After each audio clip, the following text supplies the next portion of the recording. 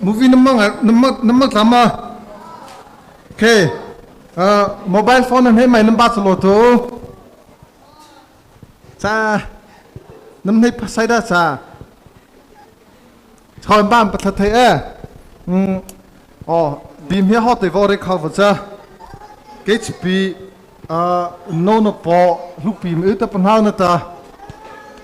đây thì mấy xe về topic là thì mang nhớ là ta he ta nào thì mà chúa và mình ya butuo và ta KHP leader na sip le và ta question air involve to và kha ape mà có ta nào nữa ta cha mình sắp ngo chi review em này op kha có nữa ta cha khai nó to cho mà ta ta nào thì mà chúa ha pe mo gì Lalpa Fak và ta Japan yes na ta bìm here ta vào đây khâu vật cha khá nô nó bỏ thằng khá nằm vào chữ nó vẫn nằm mặc plus hleithei van tan nằm vào chữ và nằm chả ra vẫn đi qua cha nằm phần hàng thì bây giờ em mất topic khá electronic media and technology ta vật cha ta just hot tina lại mang nghe là ta nô nó bỏ cha hết ta review chỉ ta này tôi xin là ta vật khá có nữa ta just đây thì just thấy vòng mặt tua he review question air sak khana vacha mobile phone computer laptop tv ju hai no pu na chata ima ma be ma ta vakha he khine ta zakhale ta su pongon ta sasri ta ma pi ta vacha ta le vacha ko nge chidem ku chabai to su alu vacha ko he ta na be sei na thata ina pi ta vakha vore khana ta asana na le ta ma cha na em mát từ ta vợ kha giữa hệ ta sa em mát từ ta vợ kha zakhale ta shithong pachare nộp nó vợ cha ta mobile phone zitlu ma laptop computer zu ka ma vợ kha zakhale ta shithong pachare he Aizawl mara charge dia chole vợ cha atana ma chu of em topic point sa kha ma tu esela nộp nó cha ta chi spa kha zakhale ta point sa ro ma esela he ma topic he apemo ta pa kha tivia imako na thilai over sasala amiana na liata mobile phone ai ma matu ko mobile phone na mai bachelor hito su no khamom ta khiacha no po e marvel hotilu pi eta ama e tlaita hotina chata mobile phone khata chalaiwa va cho em eta va kha azala ta kha ima plorum ko khlai no over sasala amia thon na liata mobile phone amkhia pavata amo thele putlema amo ho putlema rairuna nei pe ma ta vakha he focus over pe ma ko ta panana ta rairuna im nei te vel khoma pi ana de kwala na nei khoma pi ta vakha zakhale te sri pakha cha aleva cha koi khem ku chabai lai to su no Aizawl maratas mara cha ta ma patai ma cha na point sa kha cha no hi ana de kwa cha ta im nei te rairuna cha ta im nei te mobile phones laptops computers TV man sa vata rairuna cha ta im nei te te vakha dia tha of ta hleithei sa ho va phobona ta thai of sa ve sa ta rupona ta ma hai tlo ta kham chle chu to ve im nei non positive te vakha atana ima topic hlotla no va me botu of ta research question er chu te voto rele sa kha cha asapli na leta mobile phone liata khapa amhria ma mautu ta poim panha khema ima panha khe zakhale te sitho pacharita ima sona mobile phone leta amhria va im panha khe ta vem panha khe ma pi atava dikol lei pita aluvia lem panha khe aluvia im panha khe am ta va sakhe cha panha khe amhria pa zakhale te zakha panha khe pita va kha chavat im panha khe le ta va point kha sata ripona va acha thei va ta atana te machu va kha to pi as pe mona va cha he chato ta mobile phone mana da ma open ta mali open na ma pachu ti ma em pachu ti apram pin ku bai to su em no mo pona hotina na nam no pona kha abai pat no po phako va pi vai ta lun bi nam re va cha chu no uzi da po ton to le o chi sa phava nam cha no ta cha pachu va cha chu tu va nam e va ta le va cha ko ana de ko sa pachu le me pi mobile phone ma da pachu pi ta va zakhale ta point sa po ma heta apai ko sa ta na ma topic mangya la ta ima vore cover a hot la no so sa sala he mobile apa zile ta mobile phone ama mapa vata rairuna na mate tlama khapra runa mate te no no po Aizawl mara charge le ta KHP no no po no to ta bia vong ye vacha response sakhan le ta ma opon ta games akhai op has how to roisila online zia vacha hapa vata explicit content zia vo click la mo cha iti pa ha abo ko te nampana thai tu ma Khithie roisila khatina right ma khenga thla thai lo le pita ma Khithie roisila khatina right 24 hours te ma Khithie le vata em ma Khithie le india thana em bol na khata sata cha ter pona cha the hitlo sa cha Khithie me to ta va khata na no po hotina stela so do cha ta pe mo va topic ma chu over sa amya na leta mobile phone na kheva ta runa Aizawl mara charge di chole te mate va cha adur le na je cha chu ha le na je mani atlo khe adama no po im sona leta mai mativa nem vore va sa ke ma piche va sa le va research based ta im to va cha KHP leader ne sota KHP members so pita khitla na ta vaileta ema not na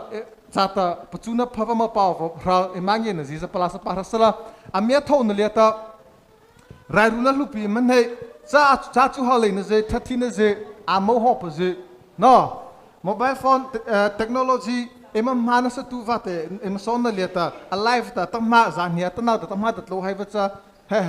acha asapli na leta right one ta right one dai tile dam pathi chi ko ta va kho no po nam sona leta man matu cha tha ka cha to ji pan hale vo pita zakhaleta zakha adawa pachu thai le vo ta di ko ala tho di ko la ima pam ho thein ta na ha be vo bon ta iman be se va cha acha na leta sa response ko lu ko ta pimo vieva atana ma topic relevant vieva evotlu bacha cha chunle ta amadia tha ape ko khakha ta via ema topic la ma jangitim ko repo ko over cha ta asasri nile ta mobile phone ma na sa pavata namplo ria thai tu ma no po thakhatla iplo ria thai ko te ta zakhale pro le pili over ha valid point cha ko no tot thei cha ute te vze thei cha ute te vaka zakhale ta siplin pasri me zakhe za tana tem topic achu over ha KHP leader na heta amatlu pas thai ko na ta vaka ke mo so te ne convince ko ha so va ta ke mo so te bokheva tla pakiva na sia pakiva azi pakiva cha le va na ta nama no po ho ta hotiva ma ho haiva le cha pola ho ta ke mo so tla pakima le va ta na di ko cha ema no vota sono chata apha imta va asinga hairva nama hova ni chara nama ta ke mo chata na chaita va khata na ha the perfect cover ta tap ki ha ta qualify ko ta apachu va chale va pita em kha pasana tha pasana va em nei to ta na ta mai mati no to ha mangyan ho va sa soji ma ho no ke le ta no ta pore ina maroma he plo kha chi ko va cha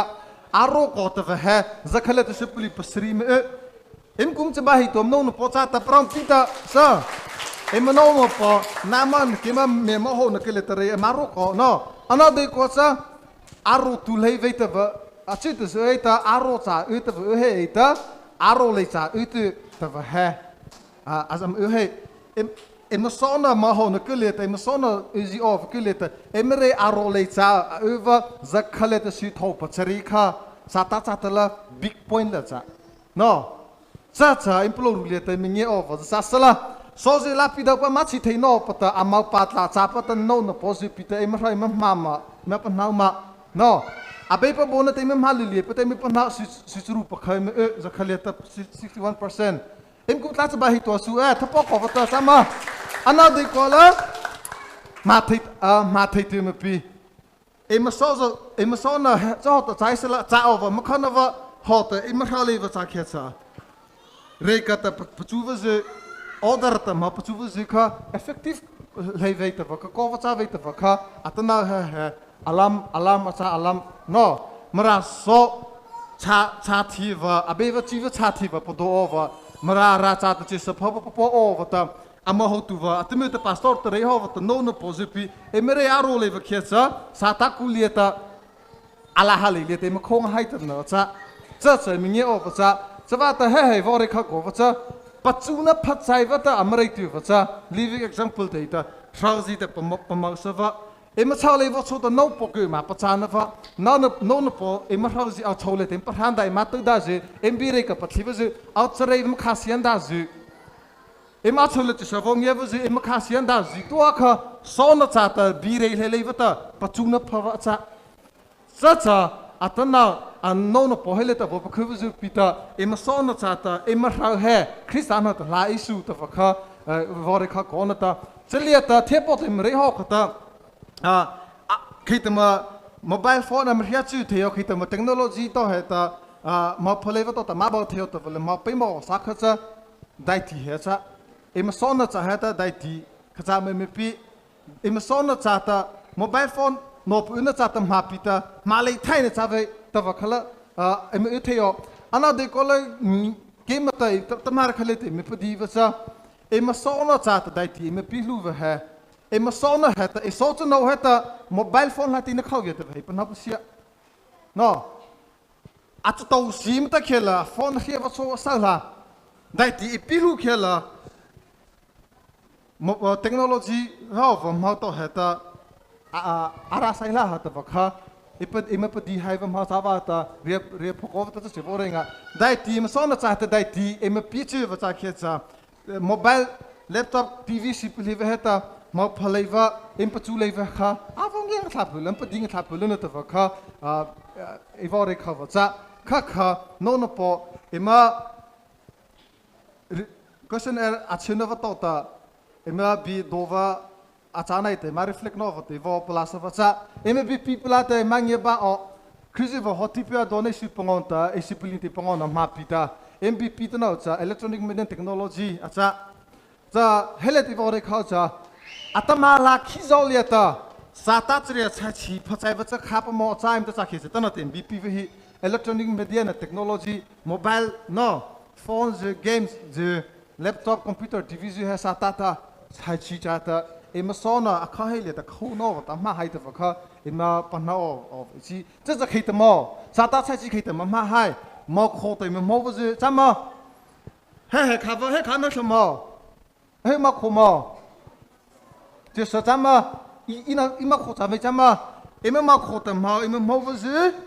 那苦的嘛，伊嘛推不是黑的，嘛来那拉的么呢？阿七，no，这伊嘛苦力的伊的，伊嘛那苦的推不嘛，伊嘛忙啊，还不是 electronic media 是technology 嘛，啥啥不黑的，我这开不这开着，啥大的开的嘛，才开做怎么？伊嘛这啥开着？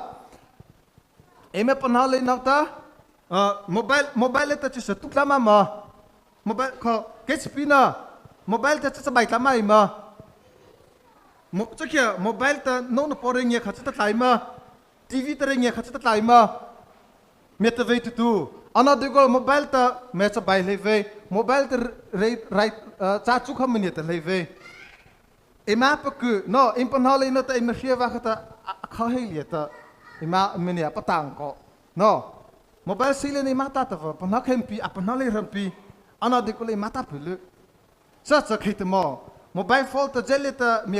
me khoma tlavei tu mobile phone ta me tuma tlavei chama ana de kola mobile technology sila ta impana le na te sona hai ke mo je so emergen na sa tu khoi ma pana le na kho chama mobile phone emergen na impana le ta sila te mata ko sa ta pula ta mnya chin ko na ta kha impana pu share pe mo chama kho sa khia cha Malina some have technology mobile phone have gì ha Malina bi mania chatlo levata arula ta thita havata ma to take over kha hele ta mania kho hai na chat va kha imasia va pemo cha ho tluta pemo va cha ma da da va no ma da da le va cha va ta ma da da le va kha im pa na pa sia va pemo so ma ta he side now and hey no mà tao hết tập phơi nên này, chăm mà tập phơi nên này ta chắc tập phơi nên pan học xem nó châu ta nó position, cái mà thực tế vậy số em nó tập chúng nó cái gì, họ tin nó số ta em mà lấy vào cái gì, chỉ là phơi ta, à bây giờ ta owner vẫn khít lại chỉ là phơi thêm một pi, chắc khám mò, chăm mà mobile phone kha, mà đã mà đã lấy vào số nó, mà đã với mấy tổ sao, chắc khi làm hết nó sao vào tốt sao, mobile phone lihat tak apa nama tu, baru itu, ha? Games mah, games sakit pun baca lo tu, Yes. YouTube mau tu va. Mobile phone tu YouTube mau tu va. Chắc kia. He. Chắc kia no. He cover vào lavi he khamo hi. YouTube mà. Nắm pan hao da. Nông bỏ thắc khala pan hao một pi tu. Khi là sai vào lava khi. Im son đó là. Họ. Em sẽ đại em sẽ đại phalen na point no. He YouTube chama. Khi ta nắm pan hao. He cha cha ơi. Nắm nông bỏ tầm cha mà YouTube ta va. Mẹ sao vậy tu? Khi ta nắm pan hao. Mobile le tim khia cha chama. Oh. Kamu YouTube le mobile le YouTube mau tu va YouTube tu va time pan hao chama. Allah go symbol im home hat im re le tam pan hao khia cha. Im sona hai am advance kona tu va kha. Ama hon ke le chota im plo rum pho thao va pe mo ko. Cha kia he kamu. Ha? Allah nam time ma YouTube le nam mau tu ma. The wheel on the bus tu va nam time ma. Im sa tu ma. Ha?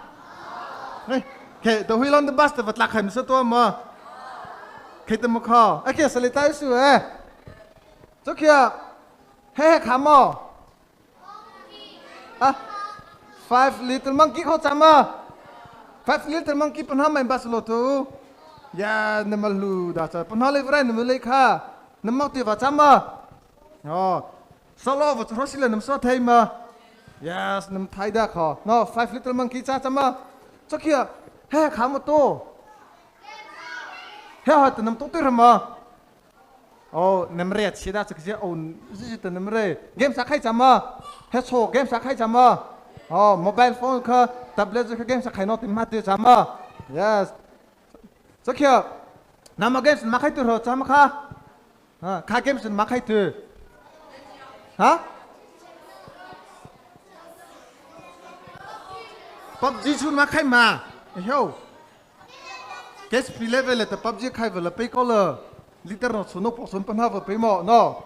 PUBG cha so kha so ta pa kha tho va kha cha bo nai no ta ma pa khai la chu cha a pe ko alam cha chu he kham to he game sa ve he apadava mai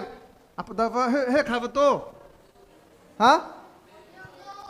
movie ma chama movie ma he mo hi movie ma pa sa thein da chama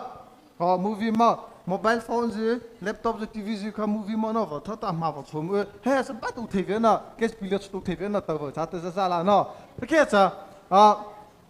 ma da da va khain pan ha va pe mo chama ma hleithei le va cha to ta ma da da va khan no no po cho ta hai pan ha ke va pe mo technical ko ta hai re kha technical ko ta re kha na ta amya khan le ta he kha va to mobile ma chama mobile ma va he em mà khó chát chứ em lu em sao nó tan chát tới mò vào cha he mobile phone em mà vào he a distance tới mò khó chát nó em mà khó nó tới mobile he tao mà research thì chạy về liệt nó lockdown chậu ta China liệt research paper am có bùa vào cha lockdown chậu liệt hot tin mà thắt rona vào research based he minimum am vào vào cha em mà khó tới mobile he 25 cm sa anil ahla va chale khecha mo khocha ta mobile power sak to je baina va no ko va mo pro na va chance mo lova je mo asia va je ko va kha chance lu pi ina ta va kha findings research paper based ha va plasa to ta mobile ha azia mo na mau ti ma tang ma ta mo azia ma ta mobile ma ti va ba solo tu atang ma ti va zo electronic media ra hai poster no atag da ja do da atag mat ma poster da ko va chata chale khia cha zo pa savage thari pa savage ru pa savage hai to ta ko su pong ko su ru le cha rit tam ne va cha khia cha im chas ba va cha chto ta he zo cover ma no mobile chale va screen ba ta live va laptop ho je TV ho je hecha mobile ho ta cha tu a le va ta em ma khon ta screen ha fit thon ta poisa tho fit ru li ka cha ta em screen em TV tle em laptop tle ma size rekha ta em adjust ho pe mo ade ko le minimum khala 3.3 feet cha em la over a pe mo chama mobile laptop TV na ma ti ta TV kia liền hết tập nằm ở từ mà nằm tao đã nằm là anh nhớ có tầm màu của sao vậy sao họ nằm màu con tờ screen kha bát lo vào bên màu sao mà he tôi đã đâm mà đâm lấy với màu đâu vào sao mà tôi đã đâm với má chân nó vào sao nó chắc kia he tôi bắt đầu mà tôi bắt su về mà đã đâm mà đâu tụi mày bắt lột vào laptop mà đã đâm mà đâu tu họ phi bắt đầu chắc kia he mà bắt đầu mà lep kamera hria tablet mà đã đâm mà đâu tu he rồi ta anh thấy có tầm màu sao anh bắt tầm màu vào sao nó phim bắt đầu he chắc kia he TV mà đã đâm mà anh nhớ tu mà lúc tu mà đâu tu họ ta TV ka anh nhớ có ta he ta TV ka vật kỹ sao sao vậy chama TV nằm kỹ rồi mà he họ ta là có tầm màu vào sao nó chắc kia he đâu mà chọc họ ta TV mà tầm phát thanh ta đâu mà phi họ ta nông bọc cái gì tới ta TV mà tiêu vào sao chú nó chama chắc kia cha đâu lấy với mấy bà sa khám đâu lấy với mấy họ chắc kia he đâu mà khava đâu về vori thua đâu vào switch pi khava đâu về le he yes cũng sẽ bay tổ sĩ đâu ha no loni cho ta phone mà vào sao về nằm nó bỏ tấm sao thì mà yes no nó bom đâu chú đâu về tu loni nó ta phone mà rồi vào sao về cho kia he đâu mà khava đâu về họ nằm ở mà nó kha nằm ở đặt phật nó là nằm ở sao nằm luôn nằm chi đấy nằm ta chama họ ta phone nằm đâu về chama cho kia he đâu mà nằm mắc thì lạc mà chấm nó là hả chama nát xuống nằm mắc chama họ ta nằm mắc thì chama cho kia he đâu mà cái nằm thay đã chi đâu nằm bên họ bắt tu đâu lấy xuống nằm bên họ đâu vào đây chali đâu lấy xuống bên họ vào bang chama cho kia he đâu mà Kamani, TV chaw ni chama, chaw ni nak ta mobile mau pa chama, mau pa chave chama, cho cái hết rồi, aru lata light off khai thì bằng lúc khai thì mobile nó mau tu mà, mau đã hiện mục tên mau cha, nam mula mau về chiu, khule nó mau cha, to khule vào cha chú nó, aru ta lata amano poi phone kham mang hết poi rồi ta mau thì cha hum pen hida to nó là, chama, nam mula to cha về chi chama. Nemu tanam tokhela namra kho chama hu panhing da to le no hu amal panhalan re bana aru ta mobile phone ka non po ka sound off khai ta mak tu hu anhala hu na namul tu le vasa nga chakhya to si da le vasa kho he so da ma dar ve nam pan na ba da chi chakhya la he mre yo mobile phone thakala ma no samale pi da game so khai na sama pi sai le ta roma ma pi mà ta làm mò lấy nó và ta chia chi nữa và khai phân vào bên mò, sao mà hết số nó post lấy lại sử dụng phân khai vào bên mò, game sẽ khai nó sẽ từ YouTube sẽ mà nó sẽ từ telegram media ra vào em mà nó sẽ và ta đào lấy vào khai chia chi nữa và khai phân lấy kia sẽ mà khai ship đào thay về cái đại tiệc copy mà hả nó ta pro bắt sẽ về xí là khi nắm này mà brain hay là chỗ liệt khai vào chaw le brain ma về chỗ ấy vừa ta mà phát đạt rồi brain no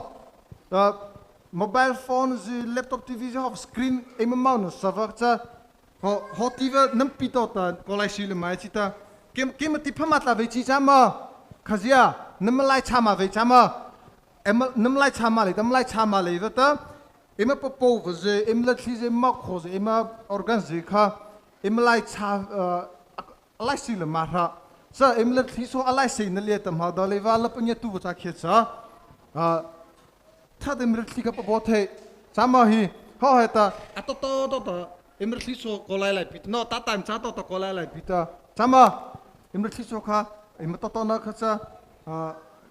lại xí kí mà vậy nó khó kha ta em plô liệt ta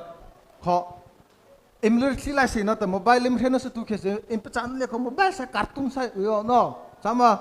khó sao vậy ta bây giờ lại khi phá có mà nè bị kha em mà nó sẽ vào cái mobile chứ cái thật bộ nó sao mà họ lật khi cái mobile phone cái fruity họ thì lật khi cái xương có bộ nằm khi nó sực kia sao mà mobile phone zui nam hena su tu kia sa fruity nam dak tu ma happy nam dak tu ma ha straw ta nam likal mobile ta suyung koi tu na cha ma nam chi ma这个是mobile黑猪不咋的那咱们这个嘿喏猪不鲜的话嘿non post来是说的，不那不需要靠猪不鲜的 research based 的俺们好听到到要现在是图 mobile 是electronic 嘛现在是图不是这俺们里头的不播的话可好的话的看的 attention 喏嘿现在是份呢列的lawm嘛 research paper 列的吧啥的 attention piva letra runa mane attention ma pi thak over he zopi le ta ta bi ma chaw je he ta mane thlipi he ta bi khom chisak attention me pi thak over no so je em tama chis bi ma cha chana ta ho nem tama he ta chis bi ma cha chana ta na thlipu thak over amra thli ko pa chana ko bo kha he no ko mobile phone je laptop tv electronic screen ma hu tu je le ta amra thlipu bo va ta phakot ma na thliva na cha to zu kho na ta ko ve reka ta chang ko hai sila am ku ta me kheva ta ma kho ta na kho ta ma thei va kha ta a chi pu thu via he ta na cha concentration level ta pa nai ka che no ma pa na pa sa ko ta be ta chi pa na me pi ze kho a cha na ta ma thai va cha kho ve cho ho va cha e ma so ne thu klien na va cho ta cha khe cha e ma ra cha cha ba va khai ko ve ta va kha a za na no la thli function la thli kha thli ko ta rai hi o va kha aslo musan ka cheba no khazi kha letli ka tai le ta kha mirtli kha helia ma u kha mu le ma milu chou le sama kha letli ka tai ma si do kha control ta kha mobile phone nam hena stu kha cha na no so khai ho no kha cha chi ka cha ha pa to ta ho ti vena kha ra ru na ta to le je dra ru na mya che ne ke le kha ta jis hey lo le na va ta ma nei ta ba ji kha am plas va sa dei cha le vita Tepot Aizawl marachas no posita number rival kho no pot to save he hizo polo le ta matlo bola cha mobile hena sa tu na no pon ta kha do la vu per tu no im over ko na ko ve im tu thai tu kha mo am concentration attention the concentration level kha atla pan hai va ta am concentration point kha ada khole va ta no po just over the cassette take over so they have a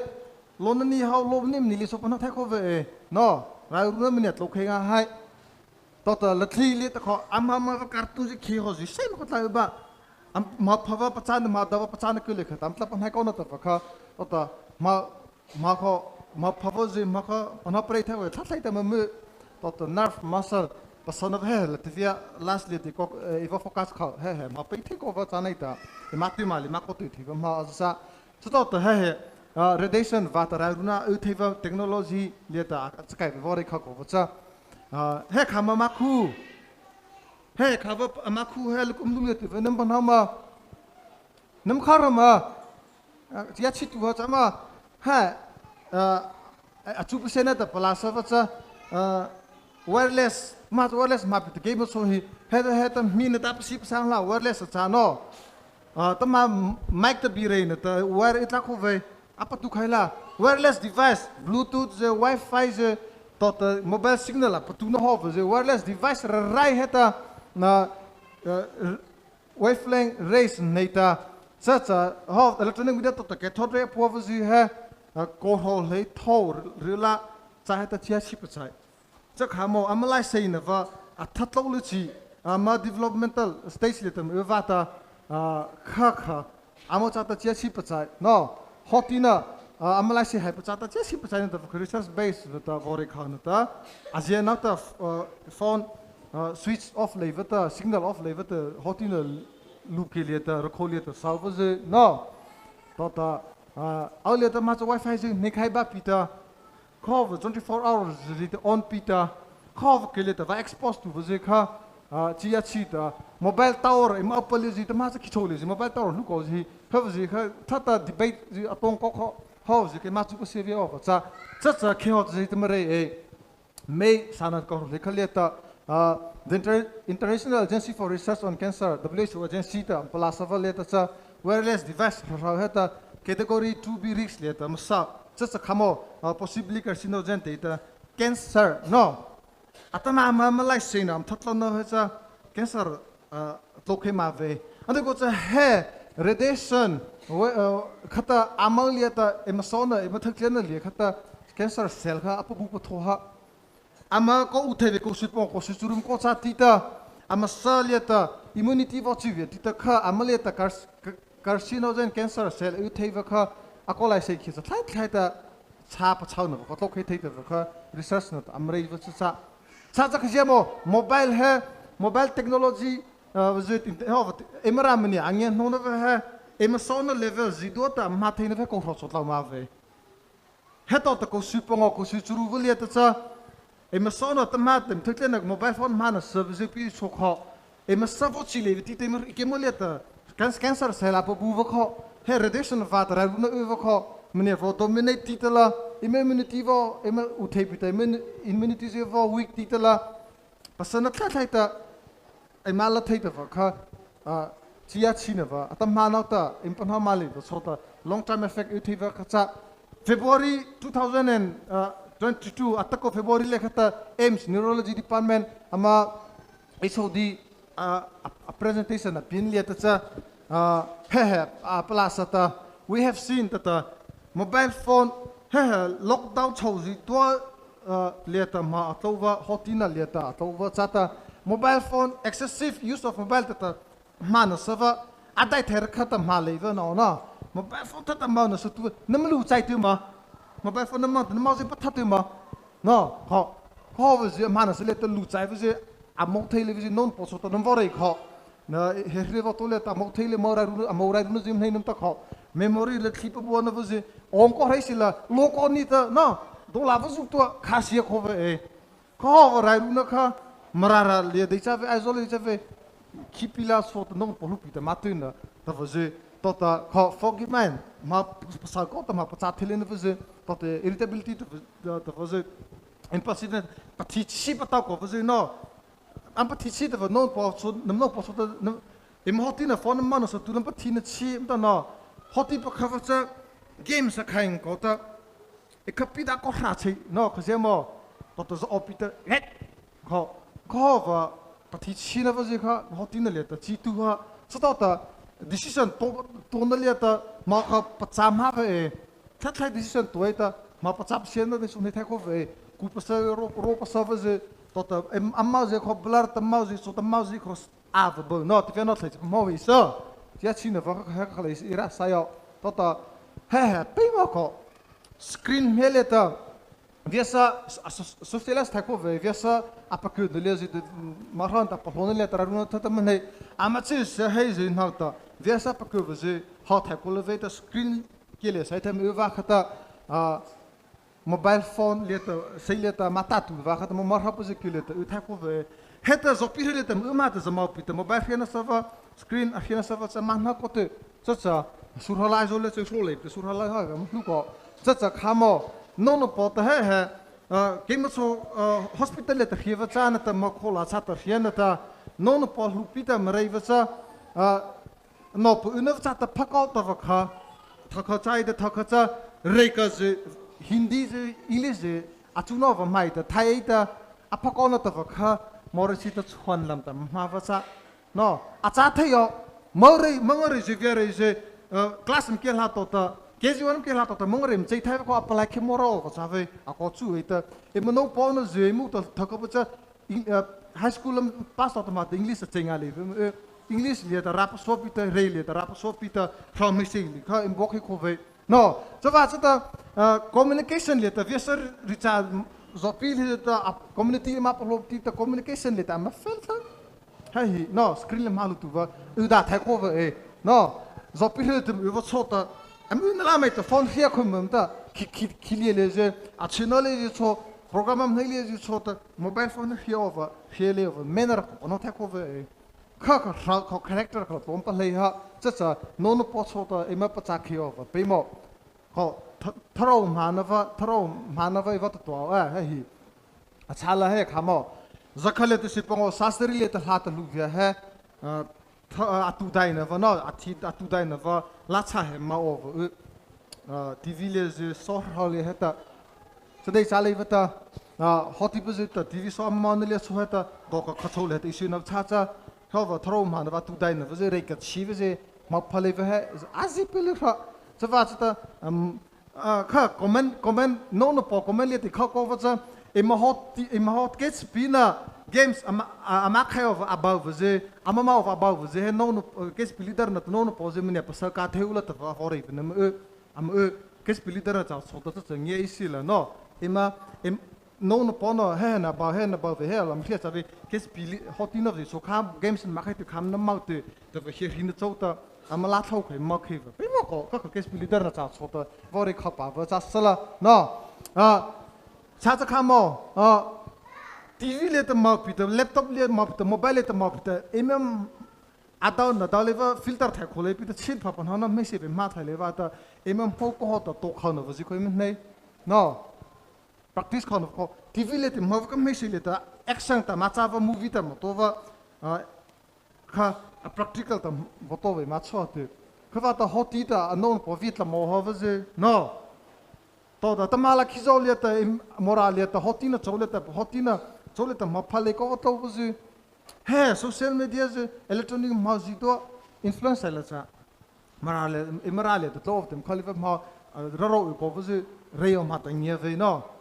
so sai sa chava ta implore rulieta khamo emam mo ko hota to chi khana tu dai na ma zlu pi uta empathy ji chi khata em thaji pa sa ka no bo thar ka pa po so khana was no hov ji ko khasiam ta khela ke pan phan ra khali mata Em hotina primary matsuna kata wrestling phak chen ta wrestling kha awla le ta school is in practice na so no atu dai le jim hana sa pita ana de ko cha khadai ti na khata ko to pozolo mai ta he wrestling he above che so lupi america la je european country le je ta wrestling tv le ta ma ho ta awla je ta school le je ta practice mu va khata law that hi ko pota no do not try this at home Tamasa amateur fight is wrestling le do not try this at home ta fakha am for problem ba o he acha chu va chat awle ta na to pchio va cha ve ta fakha no chadai cha ve movie bollywood hollywood movie por hawle ta tama mora so cha ba cha na mai pzu vu ala le thele over cha cha khe cha smoking is injurious to health fakha ala le ma over cha cha dathi vu so athlete le ta ko so ta ma ve no Kalaka makota mamhovaze chan mai puzivaze pripanga mamhovaze kha apachuna daleva cha theivata da thiva pole ta cha khov chan mai puziva sinja tu daina sinja kha smoking is injurious to health do not try this to kha chakai content kha chakai ma bo ha khov kha atama sokha sota ya chi va da kho da kha tul ma no lekhetsa ke professional line cha va ta chit bo focus khana ta minute sa ho chi le te patlok thain na be se ne ta ma kho no na ma pa sak to ma pa khai to su ma pa sak to kho nam ho thai ma screen ha khaje nam ho thai ve kham up dei to nam ma khu va to nam ho thai cham ma cho va nam kham ma za va nam kham ke ma bye bye va khasu ai chi ma bye bye va ho tin nam chi da li ko ei no kho Atama la khizo machine vacha im hotina tlata isela kimo chunon polu pita im light bulb ma vakha si tamacha khalaka cha sai no tamacha ra khai ba CR to te screen TV ji suka chopo zo khama te pita ke thot CRT screen TV ji kama tamacha LED sai cha ba multiply ta heta ra sai ba no white light im khizo machine ta kai im mobile screens technology ko salu mata Sada chakai va apana uta phalina uluma aphalina va to te ma ba the no va ima pachalu ma pe mo ima light in pakai va so light bulb asai va kom hma ma kom pi tube light sai ma ba he white light heta ma cha ta chi chi va khaina people blue light te ita no cha blue light cha wavelength heta cha 400 to 500 nanometer he ma cha ta chi chi pachai no gamma rays, ultraviolet infrared rays, visible light, blue light, and obviously, detail tala, illegal sopama, veticola, marchata, chichi, visible light letter, white letter, people power, screen the people power, blue light he chia chi ko na cha khit ma chia chi no he khap na thlan pan ha ma kho na thla cha no UV light zu he cha ima ma thla na ta cornea te pide ma thla na ta chole ta lens ma ho over he ta vara block thei no ko blue light he block thei ko ve ma kho chola pla ha no ma kho he khazia ma project he se ko te ma thei a screen phava ta cha chi sa ma khoi ma mo thei na cha va he ta ma pita emma chola zangieta no emma chola zangieta emma chole khata screen for receive tu va do tu va cha retina te he macular area he sata he projector phako rasala he screen phale khela hela na hela he khata la sevia hela he se phavia sama a projector alu thai a screen kha hela va color va ta hela he screen ata va ta sevia kho te mak khu chole khata screen no ma em mo na ve mak khu cha ve em mak khu cha camera ho va cha em le thli cha em le thli na ta em mak khu pozo tu ve nerf ta he screen le ta za focus va kha screen he ma thri he ta le thli la signal ke pite ma mo va cha kha blue light screen ma no sa tu khata he le ta screen kha aparo thai nam pa thai tu ma kho cha chi na va cha chu no kha em pa na va cha ta cha blue light kha ke ho he ta ma blue light name ta ke sa na sa le he ta blue light chit ta computer TV light LED light ho ze cell phone tablet ho ze le he ta blue light u khai ba na ma kho cha ta phale va no em ma mi ne pro thai va u khai na ta khai pa na va pe mo chu no TV na mang ta mobile na mang ta na ma si ko tu ma no si ko tu nam chano pa tu ma he ta chano tu va cha ma he ta chano tu va ba chalo tu kho ta kha cha eye strain to ho ze no ta em lose ne buatsaih ta em mau ze kho phia khai blur khai no kho te mau ze side mo thli ze ta patla ta kho ze kho chia chi va cha kho mobile nam mo nam mau no sele mobile mau no sele over no nam mau no sa va cha khe chi va cha he cha he kha mo ama kho kya da mo kha va da ve kho a thepo ta mobile an he ko ta ma phavim ta kho chama he ra khama vim ta kho va kha screen adjustment kha impa da le va cha khe cha em ma pre tu va cha ke ma par je kho va kho le va ta ma he mara ri ta khitem ta ha ma lo chama ma ki ma lo ta je kho cha na kho va je kha mobile ma na sa tu khe cha na ma je kho asia the no sa kha chou la nye sa kha kho thola po nam chi ma he nam kho ra ma he ma kho va nam ba chlo tu ami phada la sala amang lo ta kho vi chi chama tu kho nam kho le khe cha mobile phone ma da je screen ma da je mre vi khan nam ma kha khan plo ru le ta lai over no chia chi tu kho he ta nam ti ma mobile phone ma chi ta nam tha sa tu ma nam ma je re thei tu ma kho va ji kha ta nam ma kha chan no we chi ta nam pro thei no hi ta he kha mo kho nam ma na sa khe cha nam ma sia ra je kho va lo kho le va ta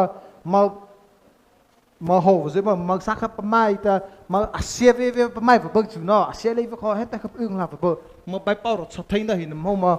ama kho je lai kha hi cha ma kho nam kho ra ma che kya kha va to va ho ta me le no va ta kha va pe ma ha mobile phone hria lu ma hria chu va nam pan na da ke la nam pan na via ba no he kha mo he nam ta ma he ne nam ta ma nam van nei da chu no